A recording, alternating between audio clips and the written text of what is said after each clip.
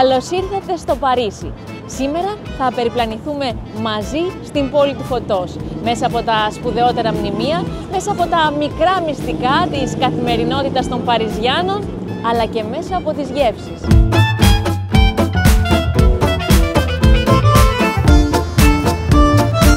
Ο Σικουάνας δεν είναι απλώς ένας ποταμός, είναι η ψυχή του Παρισιού. Στις όχθες του γεννήθηκε η τέχνη, η λογοτεχνία, η παριζιάνικη ζωή. Από την αριστερή όχθη που βρίσκονται οι μποέμ καλλιτέχνες μέχρι την δεξιά όχθη που βρίσκονται οι μεγάλοι δρόμοι και τα πολυτελή καταστήματα, όταν διασχίζεις το Σικουάνα καταλαβαίνεις γιατί το Παρίσι θεωρείται η ομορφότερη πόλη στον κόσμο. Στις όχθες του ποταμού, κυρίως κοντά στη Νότρε Ντάμ και στο Μουσείο του Λούβρου, θα βρείτε τα περίφημα μπουκινίστ, τα πράσινα μαγαζάκια που πουλούν δίσκους, παλιά βιβλία και άλλα συλλεκτικά αντικείμενα. Είναι πολύ όμορφα και είναι κομμάτι της πολιτιστικής κληρονομιάς του Παρισιού. Στο Παρίσι, το πρωινό είναι η ιεροτελεστία. Οι Παριζιάνοι συνηθίζουν να απολαμβάνουν τον καφέ τους αργά, συνοδεύοντάς το με ένα τέλειο κουρασάν.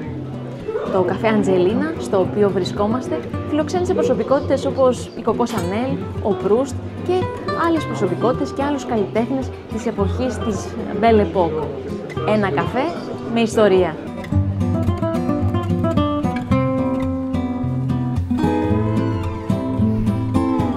Η Παναγία των Παρισίων, ένα από τα σημαντικότερα γοτθικά αριστουργήματα της Ευρώπης. Χτίστηκε το 1163 και χρειάστηκαν 200 χρόνια για να ολοκληρωθεί. Το 2019 καταστράφηκε μερικώς από την πυρκαγιά, αλλά οι Γάλλοι το αναστηλώνουν, όπως κάνουν πάντα με τα σύμβολά τους.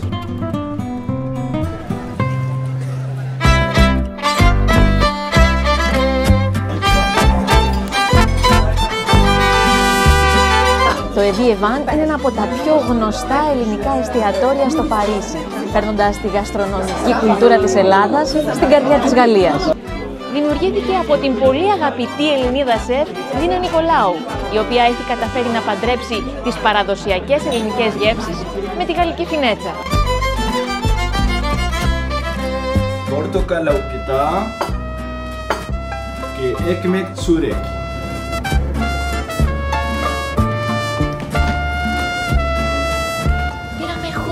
Σαγανάκι, κρυθαράκι με γαρίδες, μουσακά. Ό,τι δοκιμάσαμε ήταν μοναδικό. Ένα εστιατόριο που τιμά την ελληνική κουζίνα και προσφέρει το ελληνικό φαγητό στην καλύτερη δυνατή εκδοχή του.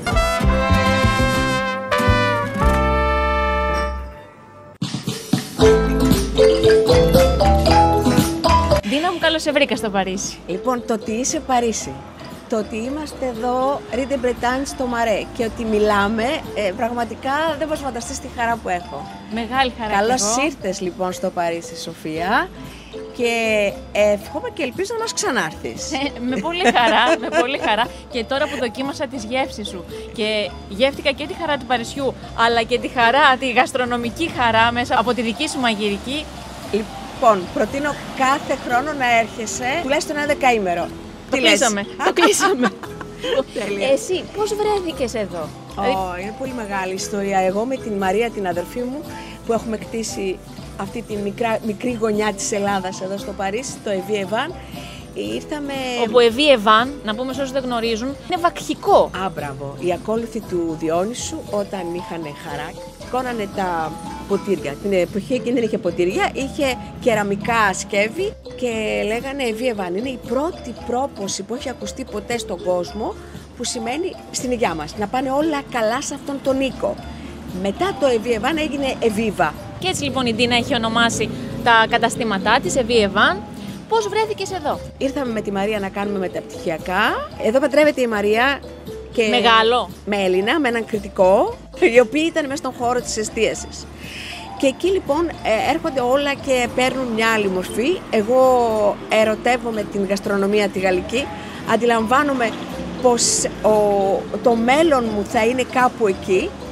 Κάνω την Cordon Bleu, μια πολύ μεγάλη σχολή γαστρονομίας, πολύ διάσημη, και αποφασίζουμε με τη Μαρία να αλλάξουμε λίγο τα δεδομένα που τότε συναντήσαμε στο Παρίσι σχετικά με την ελληνική κουζίνα. Ήταν η τουριστική εκδοχή, το ζορμπάς, σιρτάκι, τζατζίκι, καρτιελατόν, ελάτε να χορέψουμε, να φάμε και ένα σουβλάκι. Και δεν υπήρχε δηλαδή πραγματικά η γαστρονομία και ούτε την βλέπαμε μπροστά μας.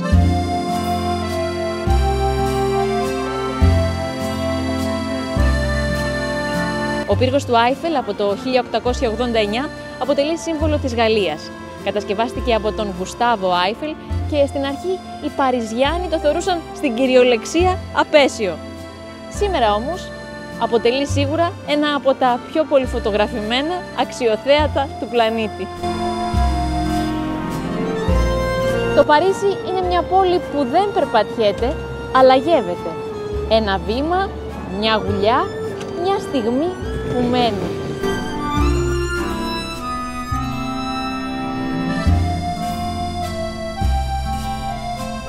Πώς είναι η ζωή εδώ στο Παρίσι?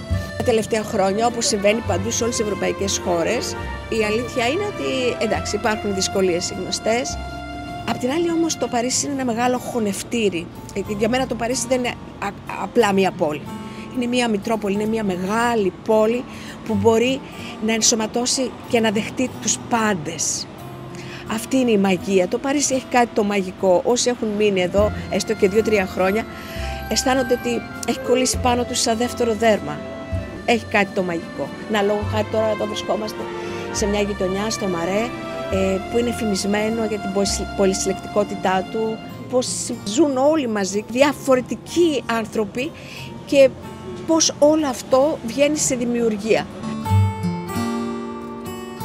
Σαφώς η Γαλλία είναι μια δυνατή χώρα, είναι μια χώρα που εγώ έχω δει πολύ μεγάλες διαφορές τα τελευταία 30 χρόνια που ζω εδώ, αλλά που πάντα μπορεί να δώσει στους πολίτες της μια αίσθηση ασφάλειας και αυτό είναι πολύ σημαντικό.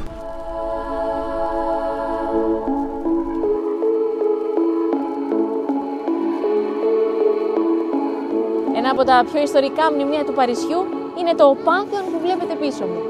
Από ναός μετατράπηκε σε μαυσολείο και φιλοξενεί μερικές από τις πιο εμβληματικές προσωπικότητες της Γαλλίας. Εδώ αναπαύονται μεγάλοι διανοητές και συγγραφείς όπως ο Ρουσό, ο Βολτέρος, ο Βίκτορας Ουγκό.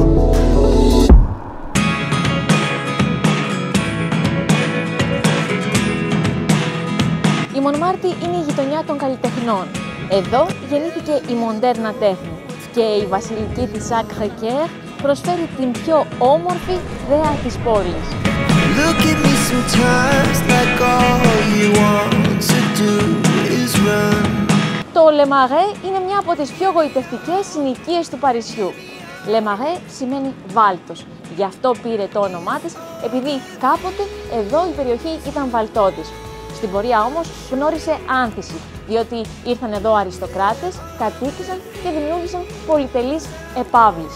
Σήμερα η περιοχή σφίζει από ζωή. Υπάρχουν πολλά μουσεία, γκαλερί και εστιατόρια με ιδιαίτερες γαστρονομικές εκπλήξεις.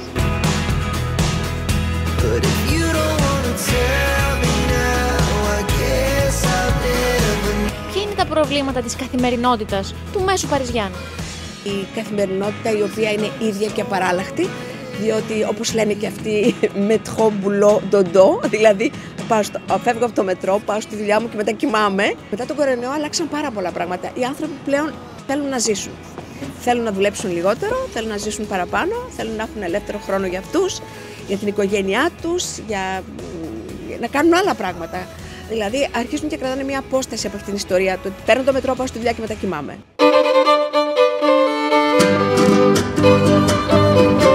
Το Σαμς-Ελιζέ είναι ο παριζιάνικος ορισμός της κομψότητας.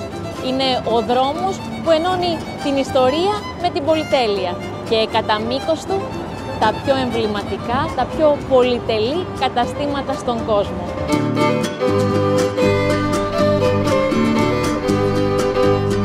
Η αψίδα του Τριάμβου χτίστηκε από τον Ναπολέοντα το 1806 για να τιμήσει τις νίκες του. Είναι ένα έργο που αποπνέει ισχύ και μεγαλείο. Από την κορυφή του μπορείς να δεις τους 12 ακτινωτούς δρόμους που ξεκινούν από εδώ.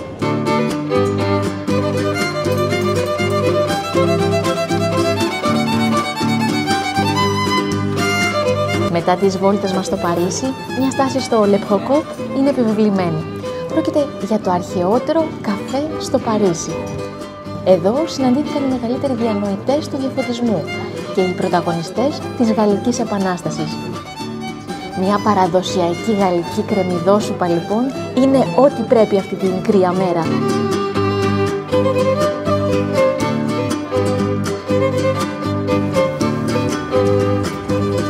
Υπάρχει μια φήμη ότι η ζωή εδώ στο Παρίσι κυλάει αργά. Αυτό είναι αλήθεια ή έχει αλλάξει τα τελευταία χρόνια? Δεν θα έλεγα ότι κυλάει αργά, γιατί το Παρίσι έχει να κάνει χιλιάδες πράγματα. Με την καλή έννοια το λέω. Αργά με την έννοια του να απολαύσεις το κρασί, σίγουρα. τη βόλτα, ο Παριζιάνος, το ζιέτσι, ή αυτό είναι περισσότερο για τον ταξιδιώτη, για τον τουρίστα που βρίσκεται εδώ? Κοίταξε, ο Παριζιάνος όταν αποφασίσει να βγει, να πάει σε ένα εστιατόριο, θα πάρει το χρόνο του, θα απολαύσει το κρασί του. Ύστερα έχουμε τόσα δείγματα τέχνης, θέατρα, μουσικές σκηνές, τόσα μουσεία. Γενικά νομίζω ότι απολαμβάνει. Άλλωστε και μία απλή βόλτα με τα πόδια στο Παρίσι από μόνο του είναι για μένα μία μορφή εξόδου.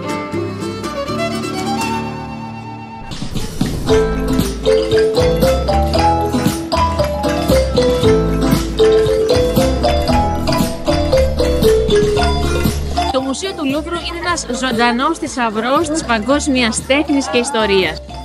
Στους διαδρόμους του συναντάς αριστουργήματα όπως η Μόνα Λίζα του Ντα Βίντσι, η Αφροδίτη της Μήλου, η Νίκη της Σαμοθράκης. Δεν είναι ένα μέρος απλά για να δεις τέχνη, είναι ένα ταξίδι μέσα στο χρόνο. Μια εμπειρία που αξίζει να δει κάποιος τουλάχιστον μια φορά στη ζωή του. Μπορεί να βρει κάποιος εύκολα δουλειά εδώ στο Παρίσι? Μπορεί να βρει πολύ εύκολα δουλειά στο Παρίσι, γιατί όλοι ζητάνε ανθρώπους να δουλέψουν. Όπως σου είπα, ότι οι Γάλλοι έχουν αποφασίσει να δουλεύουν λιγότερο, οπότε αυτό σημαίνει ότι έχουν δημιουργήσει πολλές θέσεις εργασίας. Η μισθή, εντάξει, είναι καλύτερη αν με ρωτάς σε σχέση με την Ελλάδα, αλλά είναι λογικό γιατί και όλα είναι πιο ακριβά εδώ, έτσι, καμία σχέση. Τα ενοίκια είναι πιο ακριβά, το να φας είναι πιο ακριβό. Ποιος είναι ο βασικός μισθός στο Παρίσι και ποιος είναι ο μέσος μισθός? Νομίζω ότι είναι το 1.400 είναι ο βασικός και ο μέσος είναι γύρω στα 1.900. Το ενοίκιο είναι ακριβό, να νοικιάσει ένα σπίτι στο Παρίσι? Στο Παρίσι είναι πολύ ακριβό, πολύ ακριβά τα ενοίκια, γι' αυτό βλέπουμε πάρα πολλούς Παριζιάνους πλέον να μένουν έξω από αυτό που λέμε Παρίσι και να μένουν στα μπαλιέ προς, δηλαδή στα προάστια, αυτά που είναι ακριβώς έξω από το Παρίσι και έχουν ακόμη μετρό. Να παίζουν τιμές για ένα σπίτι 70 τετραγωνικών μέσα στο Παρίσι. Εκεί μπορεί να έχει και 3.000. Ναι, εξαρτάται σε ποιο καρτιέ είσαι, σε ποιο αρροντισμά, τι έχει αυτό. Αλλά μιλάμε και για μικρά, και για 15 τετραγωνικά, 20 τετραγωνικά μπορεί να έχει πραγματικά, τι να σου πω, 600-700 ευρώ. Είναι πολύ ακριβά. Σούπερ μάρκετ. Το σούπερ μάρκετ νομίζω ότι είναι σχεδόν σαν την Ελλάδα το σούπερ μάρκετ. Σχεδόν λίγο πιο ακριβό από την Ελλάδα.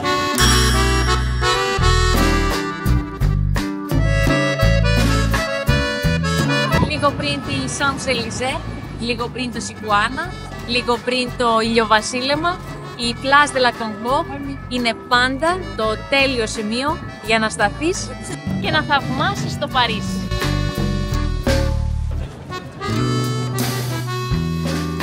Θέλω να μου πεις τις διαφορές ανάμεσα στους Έλληνες και τους Γάλλους όσον αφορά τη φιλοσοφία. Καταρχάς έχουμε διαφορετική σχέση με την οικογένεια. Εμείς κρατάμε ζωντανό το κίδερο της οικογένειας. Εγώ προσωπικά το θεωρώ πάρα πολύ σημαντικό. Οι Γάλλοι έχουν λίγο αδιάφορες σχέσεις με την οικογένεια. Θα βρεθούν μια φορά το μήνα να φάνε οικογενειακά, αλλά δεν θα μπλέξει ο ένας τα προβλήματά του στον άλλον, καλός ή κακός. Εμείς τα ανακατεύουμε όλα. Είναι και καλό και κακό. Ναι, είναι και καλό και κακό, έχεις δίκιο. Αλλά εμάς απ' την άλλη μας δίνει, θα έλεγα, μια σιγουριά, μια ασφάλεια.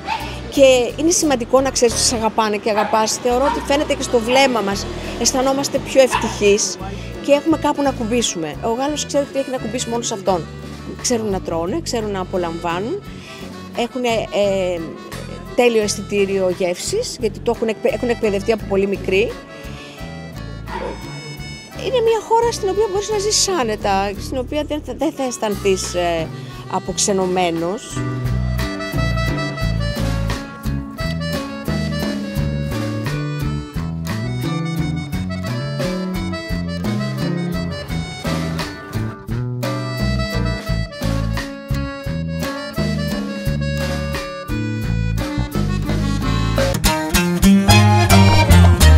Αγαπημένη σου συνήθεια στο Παρίσι?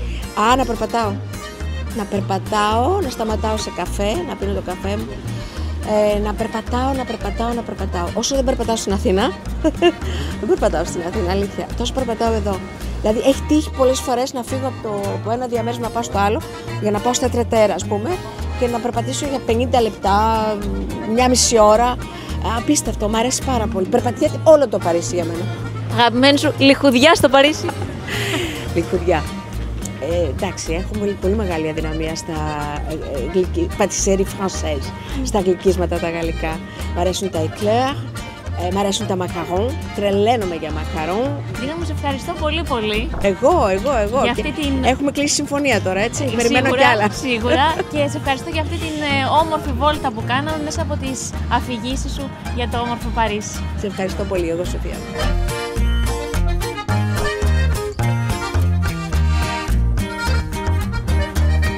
Όταν το Παρίσι σου προσφέρει κρασί και τυρί, τότε εσύ απλά κάθεσαι και απολαμβάνεις τη ζωή.